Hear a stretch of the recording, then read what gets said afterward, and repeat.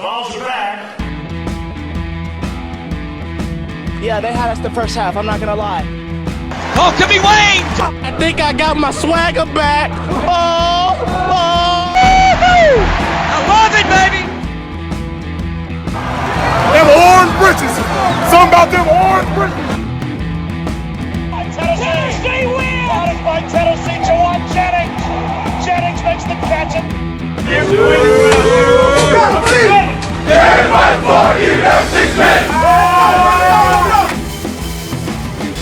just won a basketball game, and we're very happy right now. I made up my mind. I don't expect to ever look back. I'm going to stay at the University of Tennessee.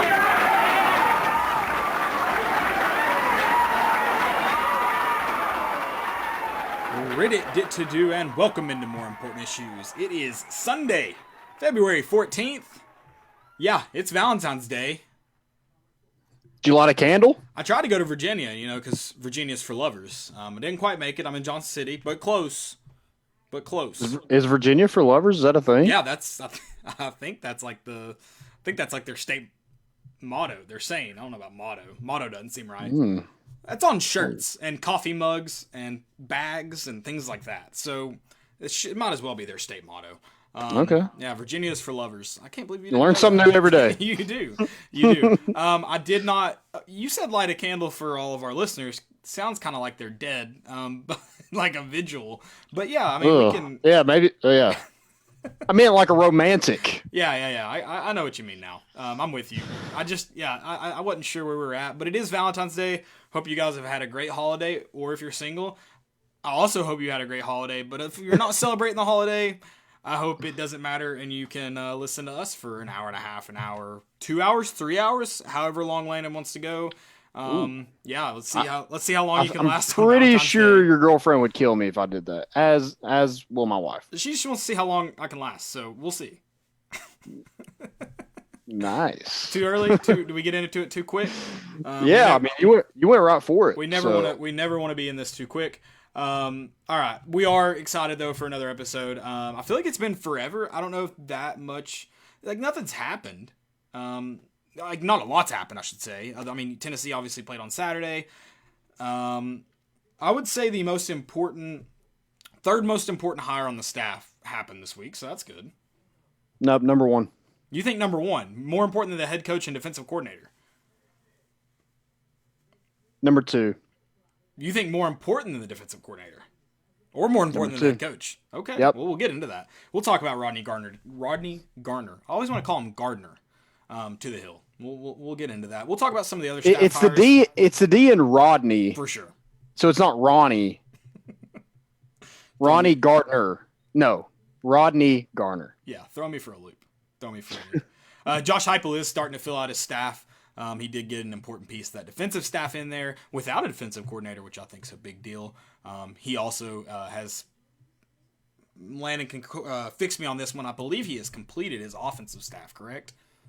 Yeah, I mean, I'm sure there'll be some GAs and some quality control guys, but yeah, for the most part, all the pieces are in place for on the field staff. Gotcha. We'll talk about those staff hires. Talk about the defensive coordinator search as it continues on. It's been surprisingly quiet, and I started to think about it, and of course we will get into this more. You really haven't heard a ton about it. I mean, if we're just being honest, it's not 100% sure how the Al Washington deal went down. So we're not sure. And then the Brian David fiasco. What was it? Brian and who? What was the confusion? Blake. Blake.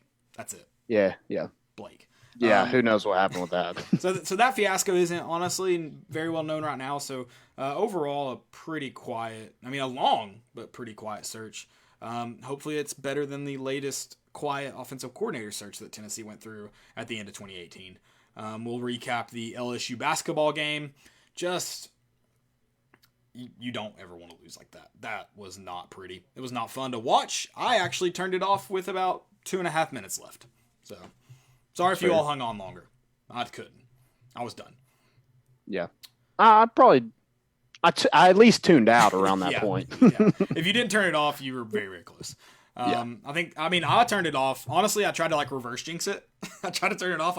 Maybe they'll come back if I'm not watching. That was honestly my thought process. I was like, I'm doing this for the Vols. And then I came back with 30 seconds left, and they were still getting beat by 17 or whatever it was. So reverse jinx didn't work. Not fun. Didn't work. And then we will also preview the South Carolina game.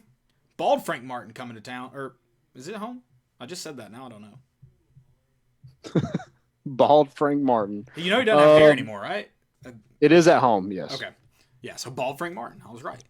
And then we will do our segments. Oh, questions too. We got our segments, most important of the week. Fail of the week. If you got questions, drop them in the chat. I am on Twitter. I will hop on YouTube now. Landon's got Facebook for all you fine folks still on the Mark Zuckerberg app. I'm a MySpace guy. I heard it's coming back. Are you buying stock in it?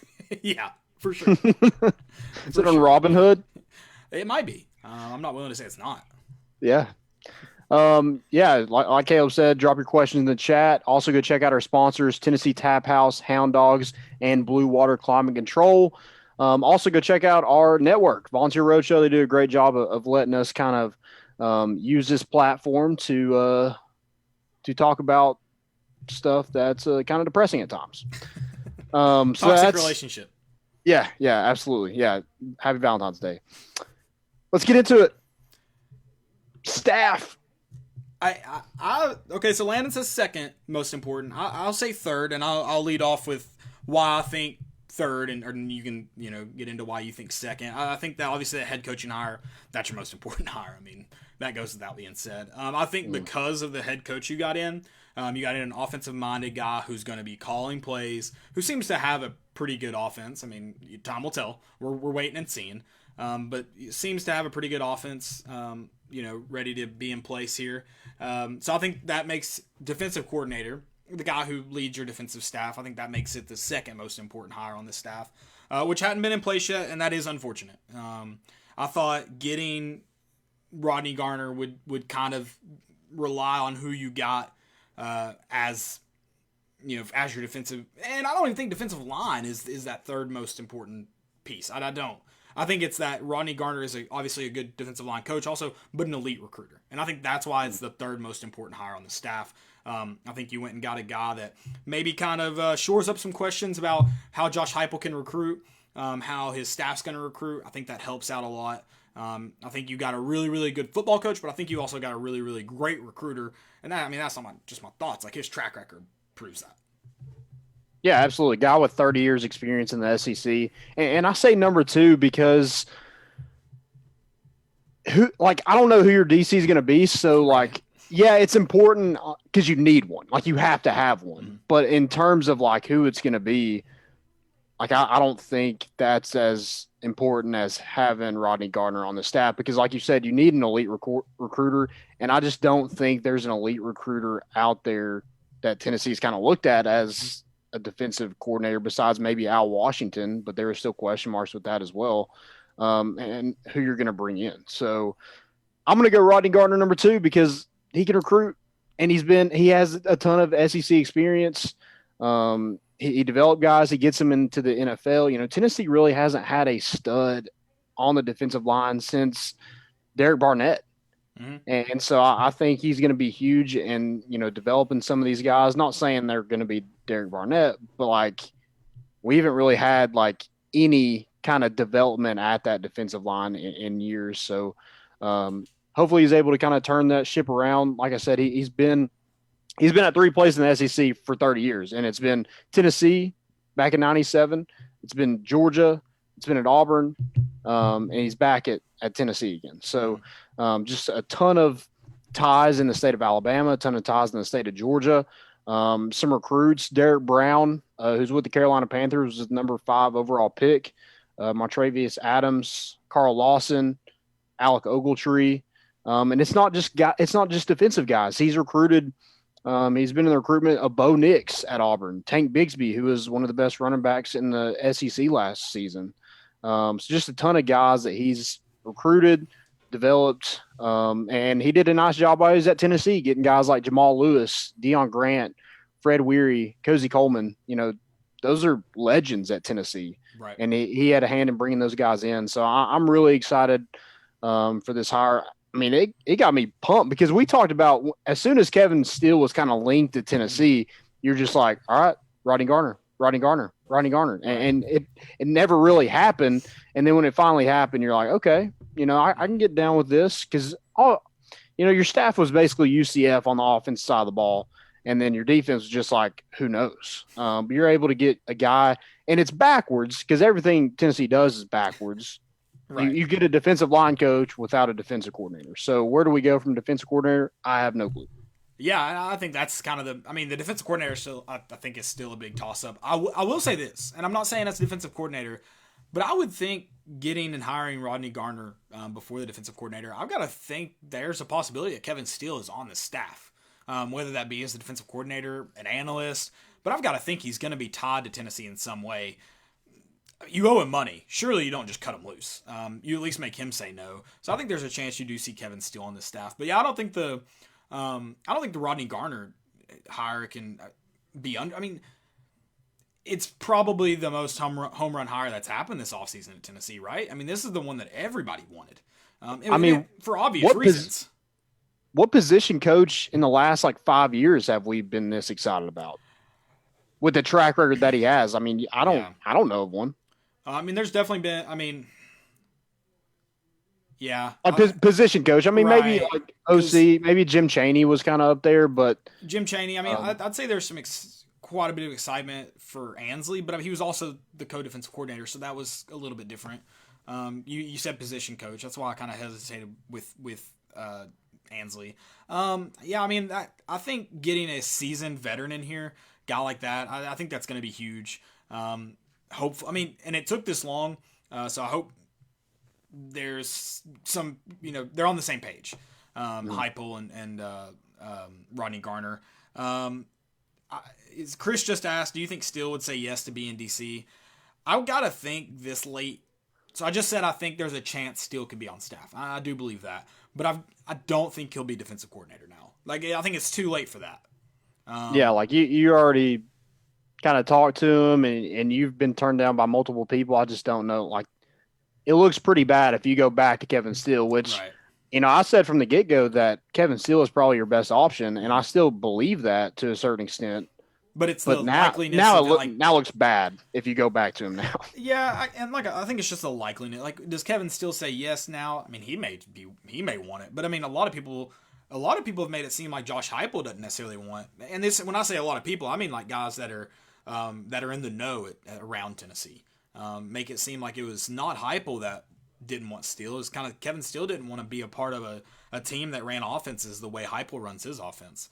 So it seems like there's hesitation on Kevin Steele's side. And again, maybe that's why he ends up being in-house but not defensive coordinator. And maybe Rodney Garner came here without the Kevin Steele ties. Because, he's been at Auburn the whole time with Malzahn. He left Georgia. Well, he left Georgia in 2012. When did Malzahn get there? So Rodney Garner's been at Auburn since 2013. 13. So yeah, that would have been when Malzahn came then. So he's been there the whole time. So it wasn't. I don't think it should be. He may have been also looking somewhere else. So it may not be as much Kevin Steele as I'm thinking. That's just kind of the outside looking in, what that kind of looks like to me. But again, regardless whether Kevin Steele's here or not, Rodney Garner is a big hire. Great recruiter, great coach. I think that interior defensive line has a ton of potential. Pass rushers, you still have some work, but I think you've got talent there at pass rusher. Yeah, you just got to develop. And that's something Tennessee hasn't really done in the past couple of years is really develop guys into what they could be. You saw the end of kind of Kyle Phillips, and he really came on. Shy Tuttle had a good senior season. But those guys didn't get a full 4 years of development. Hopefully a couple of years under Rodney Garner, these guys will start showing a lot more on that defensive line. And, you got one of the top recruits in the country down there in Cordova at St. Benedict at Auburndale and Walter Nolan. So I'm sure Rodney Garner will be all over that one, as well as multiple coaches at Tennessee. But, I would think Josh Heupel would be like, hey, this is your first task is Walter Nolan. Right. You'd think. I got to think Rodney Garner's got a good feel for it too. Yeah. All right, let's talk about the way the staff's filling out. It's kind of feels like maybe it's about on the same timetable as every other, staff gets put together. It's kind of been a crazy way. Jeremy Pruitt was let go. Josh Heupel was hired because you had to get Danny White in here first. But let's talk about the way Josh Heupel's staff is starting to fill out. Like I said, it's kind of seemed like a slow process. I don't know if that's just the timing of it all or if it's would be normal in November. But he does have his offensive staff in place, and that's a start. Yeah, I think it's going to be adjustment for some of these guys because, some of them been at Missouri, and it's just people that Heupel has been comfortable with. I think a big challenge for them is going to be recruiting. And not that they can't do it. I think Cody Burns is going to be probably really good at it, but he's been in the SEC. Guys who really haven't taken on those recruiting roles at previous stops, or maybe they were at UCF, but it's totally different at Tennessee. Yeah. So I'm interested to see kind of where they're at with that. Yeah, and you mentioned Cody Burns. I mean, you got a guy with SEC ties, SEC feels coming from Auburn. That's, I think, in terms of recruiting, that's a solid start. Tom will kind of tell how he can recruit at Tennessee. And then Glenn Ellerby was not sure if he's offensive line at Missouri, but he was at Missouri with Josh Heupel and then went to UCF. So he's got a little bit of SEC experience. But like you said, kind of Tom will tell how they can recruit not only in the SEC but also at Tennessee, where there could be some challenges that wouldn't be normal here in the next couple of years with some sanctions and whatnot that this program could be facing. Yep. So you have Alec Golish at the OC, and will also coach tight ends. You have Glenn Ellerby at the offensive line, like Caleb mentioned. You have Joey Halsley will be your quarterback coach, and then Cody Burns will be your wide receivers. And then the new kind of name that we've heard is or not heard. I guess it's officially unofficial. And that's running back coach Jerry Mack. Show me the money. I did not realize that wasn't official. So, yay. Well, I guess it's real, but okay. So he hasn't kind of changed his bio or anything like that. I guess Haven't signed the contract yet? Yeah. He's waiting on the. Yeah, show me the money. He can't do it yet. So, is it bring me my money? He's bring me my money, right? Jerry Maguire? No, I thought I thought more people would get on that train. The Jerry Maguire, okay. Show me the money. That's what I got it. Gotcha. Okay. I guess I'm over people's heads. Movie quotes through the roof. I'm sorry. I didn't get that one. I apologize. I missed out on it. So yeah, Jerry Mack comes from Rice. Was the OC there. Before that, he was a head coach at North Carolina Central. He's been a head coach. He's been an OC. He play calling duties. Been a leader of a program. I like his resume. He hasn't been at an SEC school. He hasn't been at a Power Five. But he has been in roles where he's had like leadership qualities. Mm-hmm. And David Cutcliffe spoke highly of him. They did some, I think, camps and stuff together because it's North Carolina Central is in Durham, which was Cutcliffe is at Duke. And then he's got 3 MEAC championships at North Carolina Central and a MEAC Coach of the Year in 2016. So, I thought that was a pretty good hire. Yeah. You get a guy with some experience, give him a shot at the SEC and see what he can do. And when David Cutcliffe speaks highly of you, I can't disagree with anything he says. So he's not going to steer you in the wrong direction for sure. Yeah, no, I don't think so. And his son is coming into the athletic department. David Cutcliffe. Yeah, I can't remember his name now off the top of my head. Yeah, it's his last name isn't Cutcliffe. Right. He's in a associate AD role at Austin Peay right now, and he is joining Danny White's staff. So that's big time. Yeah. And Jerry Mack is from Memphis, went to Whitehaven. Yep. So there's some ties there. So that's good because, this 2022 class, you have tons and tons and tons of talent in the city of Memphis. So want to have those ties there.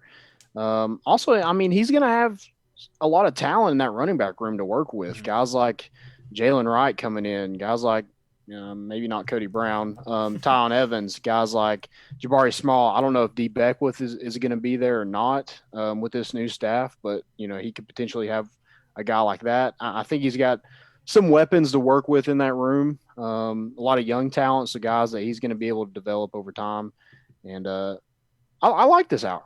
I really do. I think it's it's maybe not a home run like Rodney Garner, but it's a guy that you can't really hate on in any way because he's been successful everywhere he's been. So Yeah, no, I think it's a pretty solid hire. I'm excited. I like what you said about. No, I think this running back room not only has. I think they just have a ton of talent. I think there's definitely the opportunity there I think you've got a ton of guys that can make the running back position very, very successful. So we will see. Chris brought up a good point. Maybe we shouldn't be talking about show me the money in the wake of all these violations. It's a good point. Yikes. It's a good point. Or in the loss to Will Wade at LSU. Yeah, that's awesome. Yeah, no, there's been a lot of money things that have been hurt. I'll never understand that either with the LSU. Yeah, I mean, that was the good thing whatever. last year when you played LSU. You could do all those money jokes, but it's hard to do it now when our football program is the way that it is run. Except our guy, at least, Philip, Fulmer isn't caught on tape either. Pruitt wasn't caught on tape talking about a strong-ass offer. So, That we know of. That we know of. That's a good point. It's a good point. I didn't think about that. Kind of wait and see their process, but we didn't. So definitely, I didn't do my research. So I saw your tweet about Jerry Mack, bring me the money or whatever. Show me the money. Show me the money. Show me the money. I thought he might have been the guy the head coach in that video, but it's North Carolina AT&T, not North Carolina Central. That he does he's celebrating with the team. They just beat ECU. And he does now bring me my money. You know what I'm talking about? Yeah, I do. Yeah. So I just It's a great video. Yeah, it is. It's one of my favorites. So I just thought that was Jerry Mack. Yeah. Okay. So now I got you, but I'm on the same page as you now. Show me the money. I kind of want to in my head think it's him because I kind of like that, but it's whatever. But yeah, I agree. Yeah, maybe not the best time to have money quotes, but the staff has nothing to do with last staff. Will Wade is still the coach at LSU somehow, some way. But hopefully we got Rodney Gardner here, and he's recruited in the SEC for 30 years. I think he knows how to do it, so I don't have to really worry about McDonald's bags full of cash right now. Yeah, he's way classier than that. It's Crystal's bags full of cash, okay? That's a Crystal's joke. It's a joke. RP, there's no Crystal. There's one 2 minutes from my house. Is there? Yeah. I will never eat there, but yeah, there's one 2 minutes from my house. Sorry, Tim Burchett. I know you love Crystals, but no. Dude, Crystals has the worst fries of all time. Right? They do not have good fries, but you know what they do have really good? Chili cheese fries. They are. I will say that about Chili's. Good chili cheese fries. Or Chili's. Have you ever had bad chili cheese fries, though? That's a good point. That's a good point. I couldn't think of one either. Not off the top of my head. And I usually remember bad, some of my favorite foods bad. I'll be like, I'm never going back there. And you got me. I don't know bad chili cheese fries. That's a good point, guys. When your fries suck, just make them chili cheese fries. Exactly. There you go. Yeah. McDonald's needs to serve chili cheese fries. Yes, they do. Oh, God. I couldn't imagine the bathroom after that. All right. Defense coordinator. Are you worried or what's going on? Going on? We've heard a ton of names, but nothing has come to fruition. So I don't know. Every name that comes up, I guess Matt House is the hot name right now. It was Casey Rogers. Josh Conklin was the head coach at Wofford, but they start their season this week. Yeah. So it's it can't be him, right? If it was going to be him, it had already been if it's him, done? Yeah. I mean, he's either gonna. I would think he's either gonna already have already left or is gonna play the season out. Yeah. So, I mean, you don't want to go. You're not going to go a whole season, a whole spring without a defensive coordinator. You're just not going to do that. So, in a bad position for him if he wanted to be the DC. But yeah, that can't happen. And yeah, we're hearing about Matt House, who's a linebackers coach at Kansas City, was previously at Kentucky, and then Pittsburgh and FIU. Coach Aaron Donald also recruited James Conner. I think Chris Rodriguez, who's the current running back at Kentucky right now. So, again, if he's the guy, I would think Rodney Garner is a more important hire than him. yeah, you need one, and that's important. But like Fair. who it is, I would say Rodney Garner is probably more important than Matt House. No offense, Matt House. So it's just not clear where this defensive coordinator search is right now, and that I don't know. That's very strange to me. I guess one of the stranger parts is how did Tennessee get not only a defensive or a defensive line coach? I mean, because that you could probably hire a typical defensive line coach, But I mean, you hired one of the better defensive line coaches in the SEC without a defensive coordinator. I feel like that seems strange. Like it almost seems like the defensive coordinator search is starting to wrap up, but obviously that isn't the case. Yeah, and I don't know like what candidates are looking for. Are they looking at the roster and being like, yeah, there's just not a lot there to work with the SEC, or is it the NCAA violations? Are they asking Heupel, hey, what do these violations look like? And he's kind of telling them what he's hearing, and they're just kind of scared away. That makes me kind of nervous. Right, but I mean, I'm like, how bad are they? For the guys that Tennessee's offered, would that be a concern? I mean, the only reason I would say Al Washington is because his ties to Columbus, and Ohio State's probably telling him he's next in line. I mean, probably. Yeah. So, yeah. But outside of that, what guys that Tennessee has been kind of tied to wouldn't take the chance, unless they just don't want to be defensive coordinators, wouldn't take the chance to be a defensive coordinator at Tennessee, an SEC school. Mm-hmm. You haven't tried to go steal anyone. No, I mean, Casey Rogers, I think he was just comfortable in the NFL. So again, that guy I understand. Yeah. Yeah. But the guy at Miami, I don't really get that one. I don't know. I don't have a good answer for, is John Jancic going to be one that they look at? I mean, who wants to be the last option? We're talking about Valentine's Day. Who's going to be like, he's been turned down by 80 people. And then you've asked 85 people. I'm your 86. Like, who's going to want to go on a date with that guy? You just got to make them say, wait, I'll stay away from that line. Yeah, I don't know. It's going to be, it's tough for Tennessee right now. It's tough. But I mean, also like how many people have they, which I mean, how many people have they offered with Danny White's definition of an offer? 0 is probably the answer. They'll get their first guy. Yeah, exactly. I don't get it. I don't get how hard it is to go out and get a defensive coordinator. Because like I said, I think you could go out and get a lot of really, really talented guys that you can probably go get a really good recruiter, decent play caller, and I think you'd be. I mean, I don't know. I mean, Matt House. I don't like. He has SEC experience. He's been a defensive coordinator in the SEC, and the Chiefs. Yeah, their defense isn't great, but the Chiefs also play that high-powered offense where it makes sense. I don't hate that hire. He's coaching linebackers there. He's not a defensive coordinator. But I mean, I don't hate it. Right.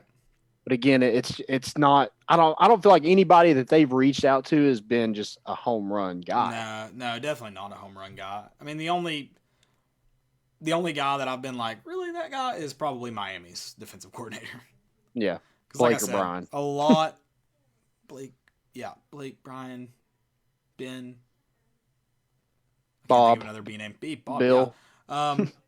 Because I watched a lot of Miami games and the over hit a lot. So yeah. But other than that, I mean, there haven't been a lot of names that they haven't been home run. But I'm also not like, really. So I don't know. We'll see. Yeah, it's just something that you need to get done. Yeah. Absolutely.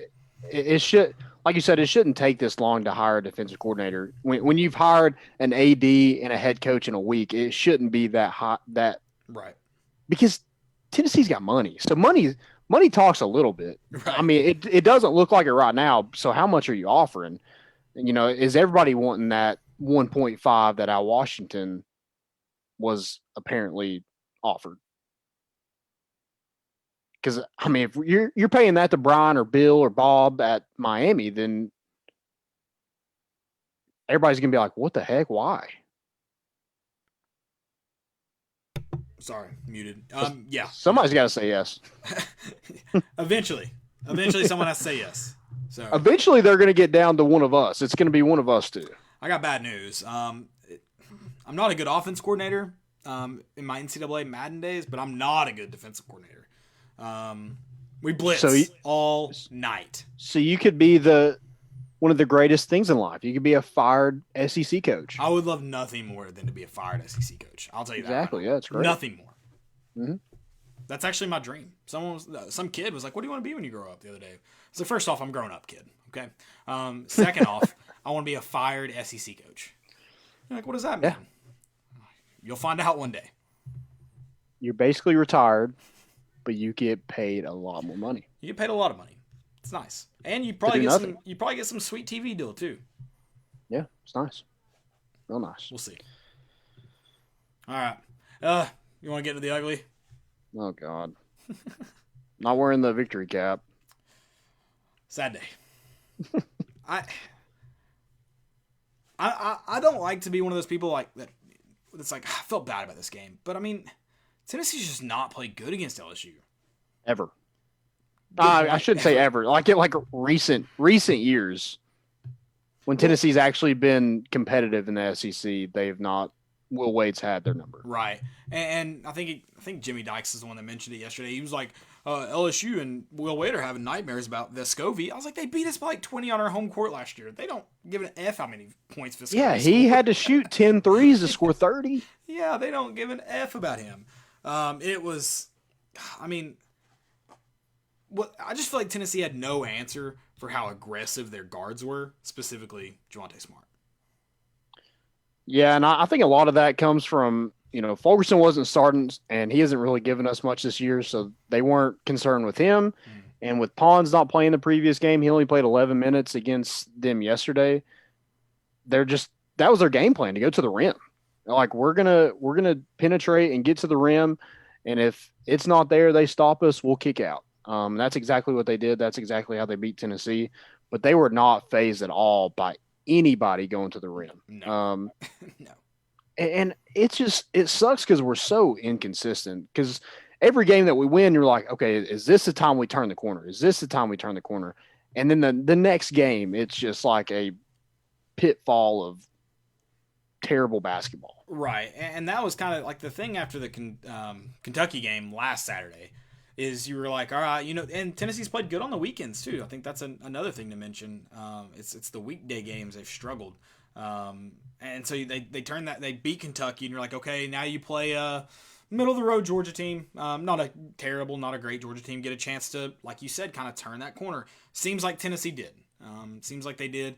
And then they go into Saturday and just have their defense.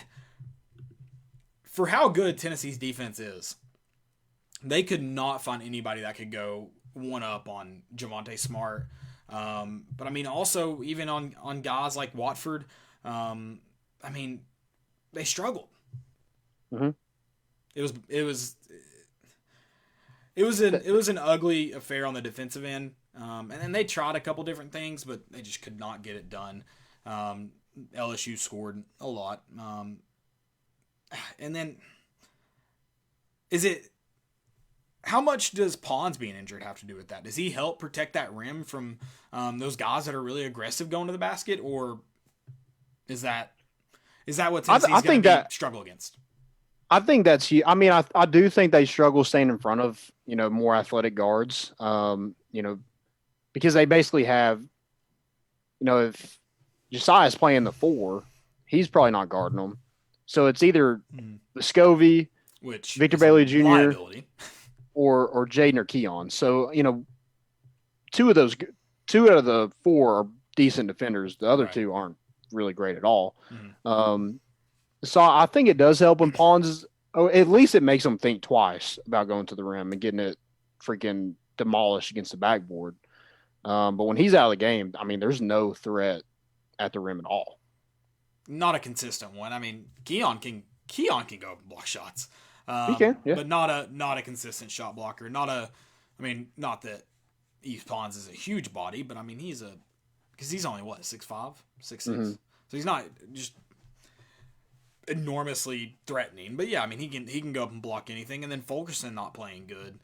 Because I mean Fulkerson can be a rim protector for you, but he's not played good really ever this season. Last night played 34 minutes, only had 4 points. Had only 5 rebounds, better than what he's been giving us. But I mean, overall, just not. We mentioned it when Jaden Springer and Keon Johnson scored 50 apiece. It's like they can't do that every night, and if you don't have games from Fulkerson and Pons, you're not going to win a lot. Mm-hmm.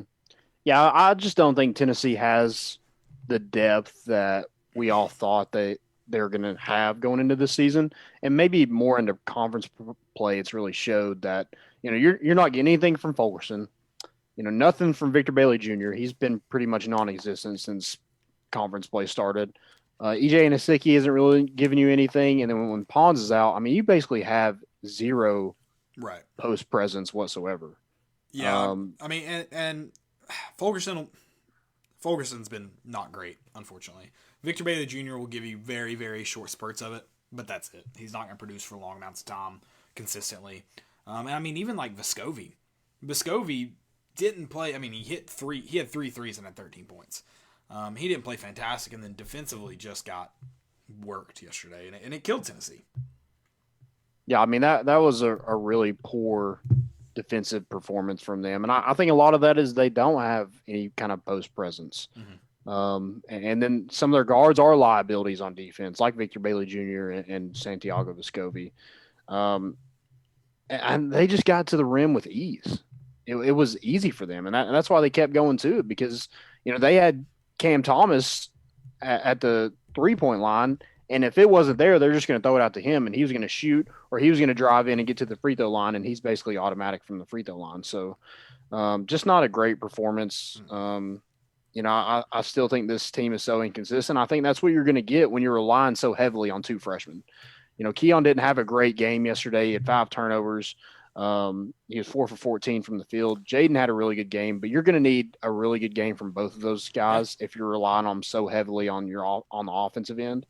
And expect them to play good on defense too. So, it's just tough to rely so heavily on 2 freshmen when you're basically not getting anything else from anybody else.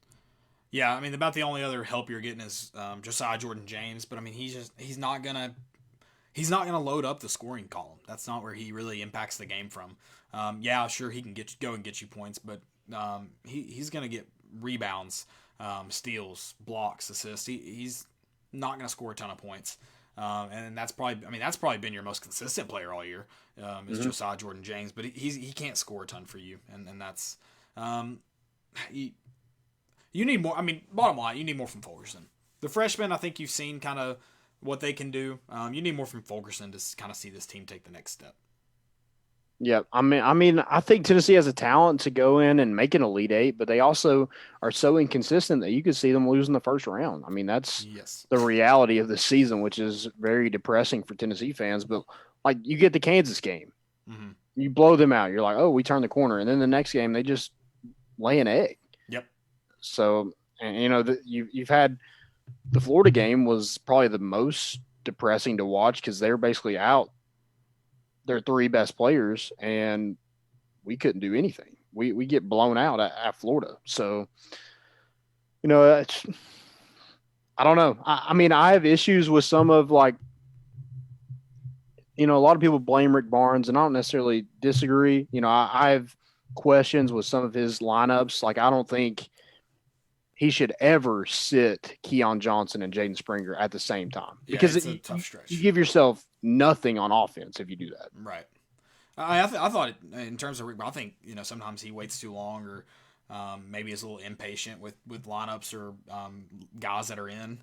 I thought he tried a lot yesterday. I thought he tried to make something happen, put different people in. I mean, Devontae Gaines played 20 minutes yesterday. I mean, I feel like he tried something different, which a lot had to do with foul trouble from guys like Keon Johnson. But I mean, I feel like he at least tried to make something different happen, and it just wasn't going to be Tennessee's day. They couldn't get it together. I think LSU had like 6 turnovers in the span of like 3 minutes. Like they gave Tennessee opportunities to go and be aggressive and try to go get back in the ball game, and Tennessee just couldn't do it. Yeah, I think Tennessee lacks two things, and it's two things that I think you need in a really good basketball team, and that's a dominant post presence. Fulkerson could possibly be that, but still, he's not dominant in the paint. But he could make up with that scoring. Like, he could just be a consistent scorer, and I think that would correct a lot of the issues Tennessee needs, and he can't do that. Like, even do that. And then a primary ball handler. Maybe Vescovi is that, but I mean, just like a guy that can create his own shot as well as get the ball at the court and move. Like, I feel like Tennessee was trying to get their identity going and going fast, but Keon Johnson, Jaden Springer are the only ones that can really get out and run. Vescovi is not that. When he's pressured, he turns the ball over. I know Keon turned the ball over quite a bit, but they want to go fast. They want to get to the rim because they're not making shots. You're going to have to.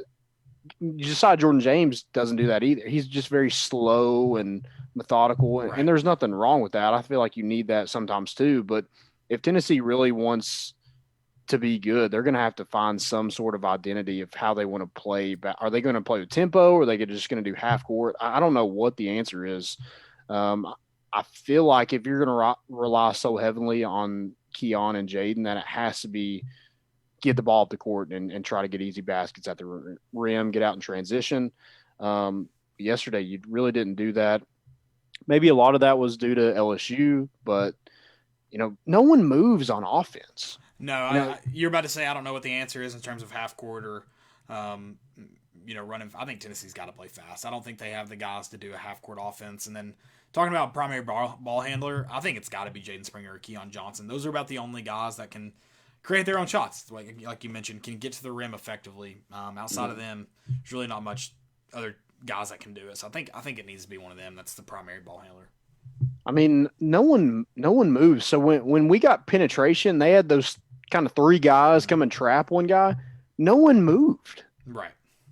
Except one time Keon cut to the basket and it was a wide open dunk. Like, no one thought to ever do that again. That wasn't good. Kind of preached in a timeout. I just don't like it. Just was a bad game yesterday, and I want Tennessee to turn the corner. But I mean, from what we've seen so far, if history repeats itself, I just don't know if it's going to happen. I agree. I believe we have some questions regarding basketball. Correct? Yeah, my man Chris. Love Chris. He was like, y'all got to have a show on New Year's, or not New Year's. Valentine's Day? Yeah, where am I at? We're not going to 2022 yet. I know you want to go ahead and jump ahead to that date, but not yet.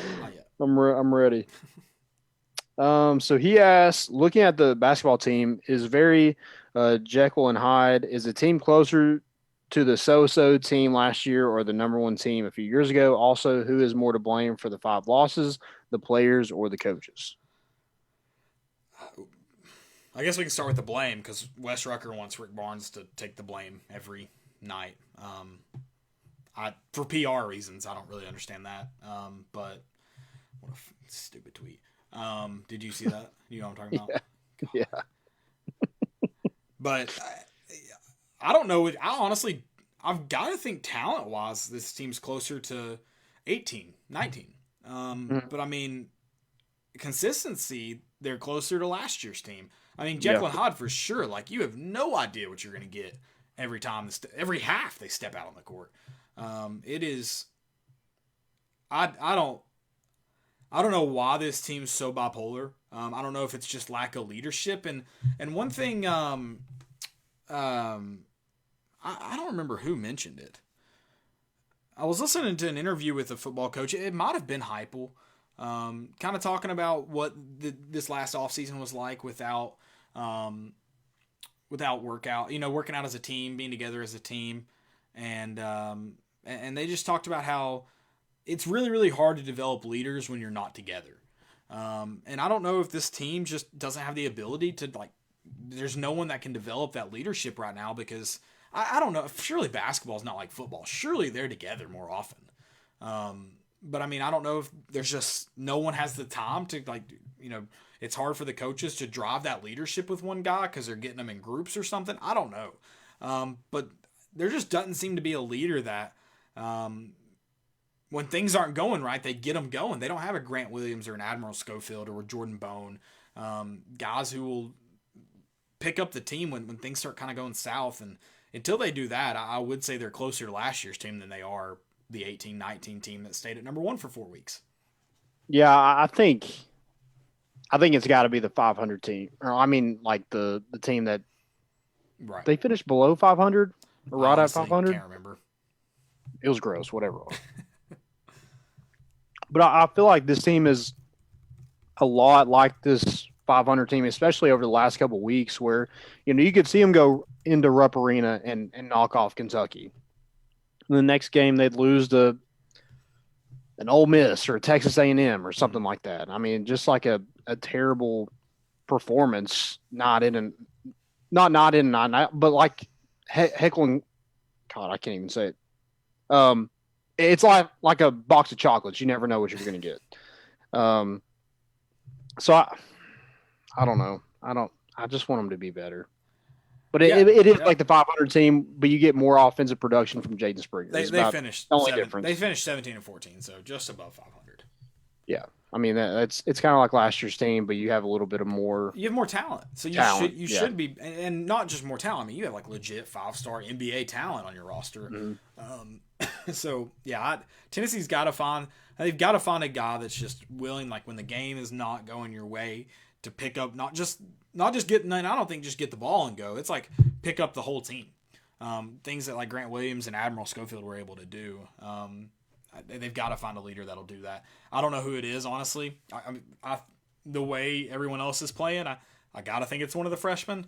And isn't that like a tough task to ask a freshman that sure. You're relying on them heavily to, carry this team, but also be the leader. I feel like the seniors have to step up. And if it's not a senior, it's got to be like Josiah Jordan-James or somebody like that's been in this program for a little bit to kind of take over and, just fix it somehow, some way. Right. I don't think it's the coaching, because this coaching is done just fine with less. Right. Yeah, and I think kind of the second part of that question, is it on the coaching or the playing? I mean, I think it's definitely like balance. I don't think it's just on the playing or just on the coaching. I think there's a lack of leadership there from the players. I don't think it's clear whose team this is. When Admiral Schofield and Grant Williams were on the team, it was very obvious whose team that was. It was easy to tell. I don't think it's easy to tell on this team. I think a guy that probably should be it, and he's probably got to. Unfortunately, in today's game, you got to find more ways to score when you're the leader. I think it's Josiah Jordan-James.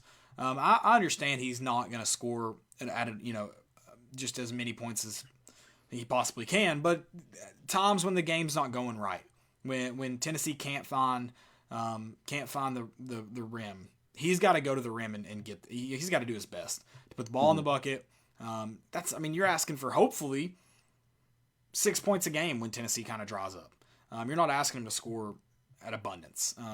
You've got guys there on that team that can score a lot of points. He's just got to be able to score when things aren't going right, or get the team just going the right way when things aren't going right. I'm just not convinced John Fulkerson can do it. He's not only not been a leader, he's just not played good basketball. Yeah, and Tennessee's going to need something out of some post, whether it's Anasicki, whether it's Pawns, whether it's Olivier, Fulkerson. Somebody's got to step up, because they're just not getting anything from post players. And, I know we mentioned Keon and Jaden and Josiah. Josiah might play the 4 sometimes, but he's still a guard. Right. Tennessee needs some sort of presence in the paint, and they just haven't had it since conference play started. So, will they find it? It's $1 million question. Let's hopefully. Let's hope. All right. I think that's all the questions we got. You want to? Yeah. Okay. Let's preview this South Carolina game. That game is in Thompson-Boling Arena on Tuesday night at 8:30. SEC Network. Plus, I'm just kidding. I think it's just SEC Network. It could be Plus. Who knows? Let's find out. Can't wait to find out. It is SEC Network. Okay. Perfect. I mean, I feel like South Carolina's kind of one of those teams where they kind of give people a run for their money, and that's kind of been Frank Martin's kind of motto since he's been at South Carolina. Yeah, they don't have a ton of talent, but sometimes they find ways to win. They found themselves in a Final Four somehow, some way a couple years ago.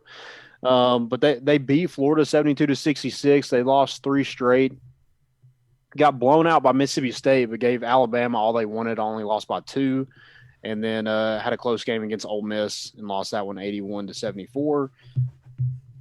I mean, South Carolina, it is what it is, but again, it's kind of on Tennessee. Like, they're their own worst nightmare right now. So what Tennessee team are we going to see is probably going to be the difference in this game. Oh, for sure. And it's a very, you mentioned kind of Frank, this is Frank Martin's kind of mantra so far at South Carolina. Just like, what the heck is going on? He's not, like you said, kind of snuck their way like randomly into an Elite Eight, Final Four a couple years ago. But I mean, that team's going to play you tough, especially on the defensive end. They're going to play you incredibly tough. Like, this is a game that if you're able to get to the basket this game, like, you should be able to do it against just about anybody in the SEC at least. Yeah. So yeah. It's a good test. I think A.J. Lawson's their best player. He's probably going to give Tennessee some trouble. He's a longer guard, around 6'6", is scoring around 18 points per game, which is kind of scary.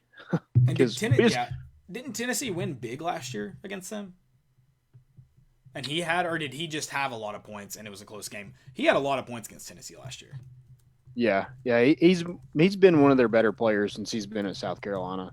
I think he's a junior from Canada. Oh, Canada. Nice. I know that's your kind of favorite song. Yeah, exactly. It is. Other than Rocky Top. Rocky Top's a good one too, for sure.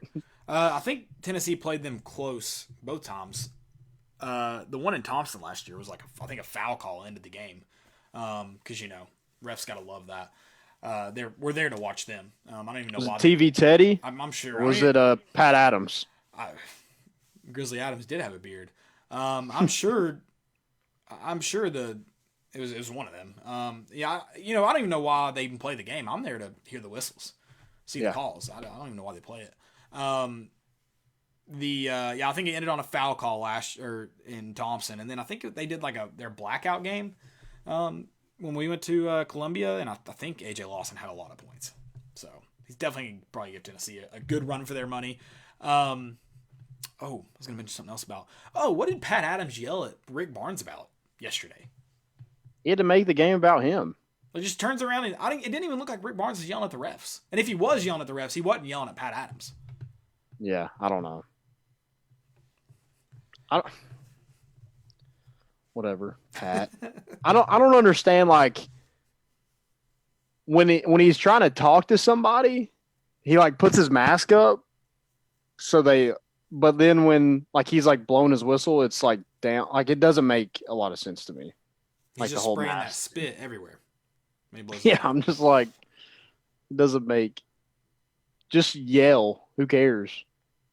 You're like you're in like close vicinity to him anyway, blowing your whistle every 10 seconds. So right, like if you probably need to be wearing your mask, blowing your whistle if you're gonna wear it while you talk. Like that's probably a good idea. I don't know. I'm not an epidemiologist. And like Rick Barnes, does he just say things that like strike? Like, does he just say really mean things to officials? I mean, I've heard these dudes get just ran up and down by coaches. F, you effing idiot. And then Rick Barnes, immediately. Like, I can't hear him. Boom. Yelled at. Teed up. I mean, it's insane. Yeah, I'm like, Tom Crean, like, runs up and down the baseline. Tom Crean was playing full court press on Tennessee. He's like, if my team's not going to do it, I'll show them how. Tom Crean and Buzz Williams play more defense than their teams, and their teams play a lot of defense. Sure, yeah. It's insane. Because they don't have a lot of offense because they're bad. Well, Buzz Williams has that utility player that just comes in for the inbounds. Yeah. Not even for their inbounds, to defend inbounds. What a great job. That's what I want. Oh, that'd be the best. Just be a 7. Like, why can't Urosh be that? Right. Just stand there. How does he get him off the floor? Like, what if it goes like a minute until he can sub him out? How does that work? Just make him foul. He's got 5. Yeah. The South Carolina team, it's been that Frank Martin's team. They've been out a lot for COVID during the kind of start of their season. Yeah. But one of the top teams in steals. They average around almost 9 steals per game. So Tennessee's going to have to take care of the basketball. Going to have to knock down some shots. It just seemed like everything was short yesterday. Did it feel like that to you? Everything was just short. I didn't really notice that. I just feel like I don't know. I don't know what Tennessee's like troubles are. It's like it's so hit or miss with them. Mm-hmm. Yeah, it's like like something different. I do think they struggle with the press. So if I'm South Carolina, I'm pressing the crap out of Tennessee. Right. That's something we just since one team decided to do it, I don't know why LSU didn't do it before, like earlier in the game, and then Tennessee tried it and got like 3 steals in a row. I'm like, why haven't we done it? I know. People are so successful against us. Why can't we try it? Right. I don't know. I mean, that's some of the stuff I'm just like, yeah, Rick Barnes, but he knows a lot more about basketball than I do. So yeah, I definitely. I mean, because you said we feel like we had depth. I mean, I feel like we got guys on the bench that you should be able to press pretty hard, at least for like longer spurts than what you did yesterday. Right. I mean, at least they can go be athletes in the press and get back on defense if it doesn't work. Right. But yeah, just waiting on teams to come to us just is not working. No, not at all. Not at all. Go win. Please go win. Please go beat South Carolina. I hate Frank Martin too. He's loud and obnoxious. We kind of jinxed it by saying we'd wear out the victory cap. Try to speak it into existence, okay? Try to speak it into existence. All right. Any more questions? You said that's all we got? Shout out to Chris. Yeah, this week, or I guess Friday, starts baseball, baby. Oh, yeah, that is this week. And also, is that Friday Ty Simpson announcement? Yep. It is, yep. I don't like that. We'll see. I mean, apparently Tennessee's not out of it. Don't know if that means they're in it. Yeah, that's true. I mean, it's just like, yeah, he wants to be here. But, I mean, look at the other 2 programs. It's just like, I don't know. I mean, you always kind of hope that hometown feel, but it's not really hometown. It's just like, right. I don't know. It just doesn't feel good. Not a lot has went Tennessee's way here recently. So, maybe we're due one. Right. We'll see. I want that so bad. I want it so bad. All right. Most important of the week. Most important. I got LaMelo Ball is leading all NBA rookies in total points, rebounds, assists, steals, double-doubles, triple-doubles, and player efficiency rating. Dang. All right. That's pretty impressive. He's pretty good. Very impressive.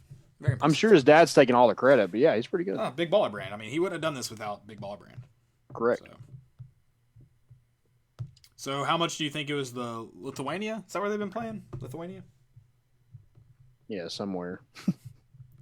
Some random country. That doesn't make sense. Let's see. I am looking for. I got a couple fails. Okay. But I don't know if I have most important.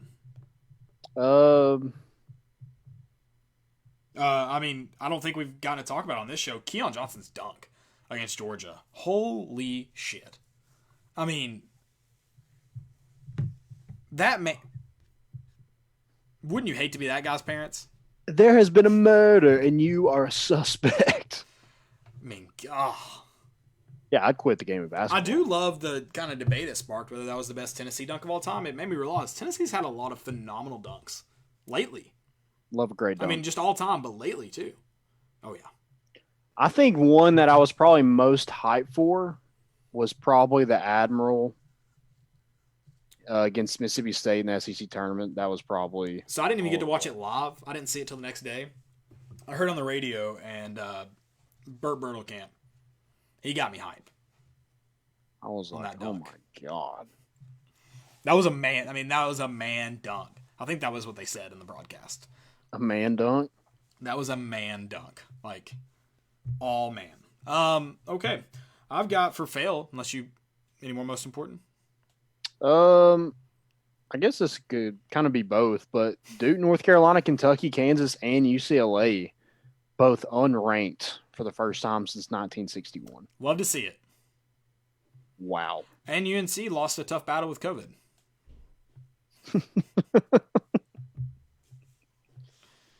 Oh my gosh. Well, I'll say, I don't blame the kid. You beat your rival. Go out and celebrate. Maybe don't tell people, but go out and celebrate. Yeah. Come on, man. Be better. What about Alex Golish getting us fired up this I morning? have not watched the video. I need to watch it. I haven't watched it. Oh, man. I've seen a lot of people. I've seen you tweet it that it's a great video, so I'll need to go watch it. Man, he's getting the hairs on the back of my neck standing up on Valentine's Day. I'm like, ooh. You need to shave them things. Probably do, actually. Oh, speaking of haircut. Yeah. I'll go watch it when we get off here. My first one, it goes out to the random lady that got interviewed about being mad about Tom Brady throwing a trophy. Shut the hell up. No one cares about you. I mean... Oh, God. Like, obviously it's meaningful to him. But, like, the dude... First off, it's his trophy. He can do whatever the hell he wants with it. He won it. Yeah. And if your grandfather, dad, whoever makes it, I don't even know if... Quit making it if he doesn't want people to do with it what they want to do with it. Yeah, you got paid to make it. Like, it's... If they want to do something, like, weird, like pee on it, it's their trophy. Let them pee on it. Yeah. I mean, look what they do to the Stanley Cup every year. Yeah, for real. That one's way more sacred than the Lombardi trophy. Because Yeah. it's the same trophy.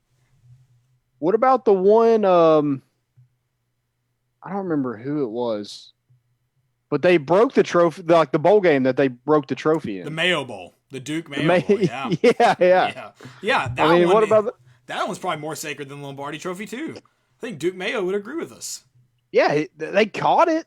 Why are they so mad about it? It's not like it sunk to the bottom of the ocean. Exactly. Wherever they were at. Didn't Gronk also dent one? Oh, I'm sure. He probably tried to shotgun it. I think he tried to use it as a baseball bat. I think it's exactly what he tried to do. Oh, okay. I mean, it's a parade. You got to celebrate. Yeah. The rings are the main thing. It's not that trophy. Yeah, the Lombardi trophy is special for probably 2 days. The Super Bowl game when you hold it up and the parade. Yeah. And he wouldn't have thrown it if they weren't on separate boats. So really we should blame the logistical people out, okay? Yeah, get a bigger boat. But like it got national attention. That trophy got national attention. So your grandpa or whoever made it got national attention for making that trophy. Yeah, suck it up. And if no one throws it, no one is talking about it. So I'm just saying, suck it, lady. Yeah, I just don't understand why everybody has to be a victim of everything. Oh God, I know. She's like, I think they owe me an apology. They don't owe you shit. Shut up. Yeah, we should send her like a rerun of the Tennessee Ohio game. We should make her watch that. This is our apology. We should send her an apology. We should, yeah. We should send her. We are sorry for Tom Brady. We are sorry that Tom Brady cares so little about that trophy that he's won it 7 times. So suck it. Yeah. She's probably a Packer. He's got more. It doesn't matter. Exactly. No one's going to care if one is missing. Yep. I agree. Do you have do you have any fails? Any more? No, I think that's all I got. Maybe. Thought I had one more. I don't know where it went. No more. No bueno.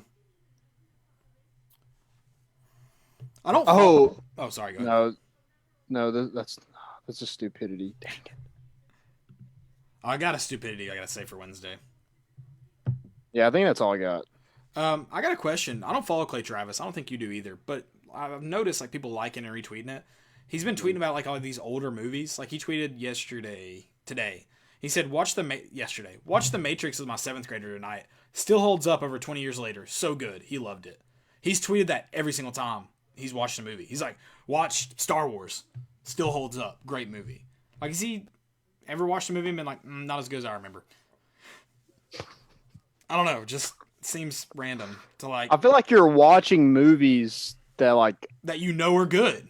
Yeah, exactly. That doesn't make any sense. No one's shocked that they're still good. I don't think anyone would be like, huh, you're no kidding. You still think The Matrix is 20 years good? old? Yeah. Really? Speaking of that, I watched Ocean's 11 for the first time. Good movie. I've never seen that, and I kind of don't know what you're talking about. It's I'm a big movie guy, so I am. Wait, you've actually never seen Ocean's 11? No, I haven't. Oh, it's like a classic. Like, I think it was like one of the early like classic crime like heist movies. I think it was one of like the earlier ones, or like the new style of heist. It's good. I watched some of Ocean's 12 today. It goes off Netflix at like the end of February, so you need to watch it. It's George Clooney, Matt Damon, Brad Pitt. Yeah, it's a good lineup. Yeah, no, I've always known of it. I've just never seen it. Yeah, till I saw it on Netflix. And I like giving Brody a hard time about it yesterday. That was fun. So. Always great to give Brody a hard time. Oh yeah. Do you have anything else that you want to mention for today? I think that's it.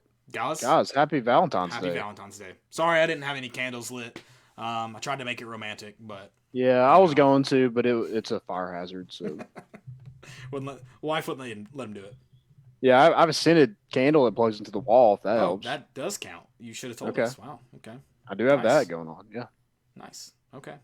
Guys, we always appreciate the listen. Hey, happy Valentine's Day to you. Happy Valentine's Day to you. It's weird not seeing you. I feel like I see you on every Valentine's Day. That's not true. We probably do, but I do see you right now. But in person, I don't feel you. I just see you. You want to feel me? Wouldn't be opposed to it. Guys, that's all we got.